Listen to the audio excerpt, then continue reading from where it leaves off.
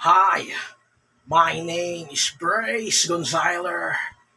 Papakita ko nga ko pala sa inyo ang ginawa kong harang para masanay na aking male betta fish na mayroong harang kahit wala pa siyang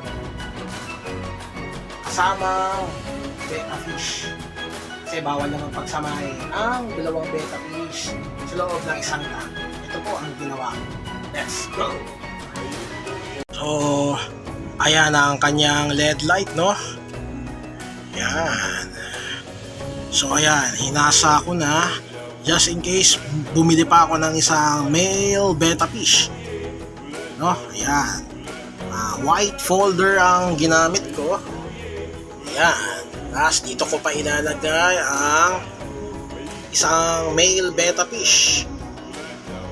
Sa totoo lang, nakakalibang mag-alaga ng betta fish, no? Yan. Hinahasa ko na siya para masanay siyang merong cover para hindi ma-stress ang betta fish. Ngayon, sasanayin ko na siya. Yan. Ang pangalan niya si Smacker. Yun. Yan ang harang. Yan. Yan ang ginawa ko. Bali ito ang nagiging silbing ilaw niya pagka pinapatay ko ang ilaw.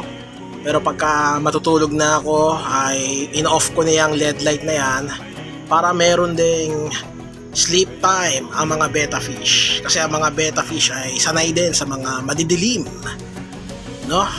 Yan po. Ito po ang aking male betta fish. Isa lang po kasi ang aking alaga. Yan. Brace Gonziler Wilderness.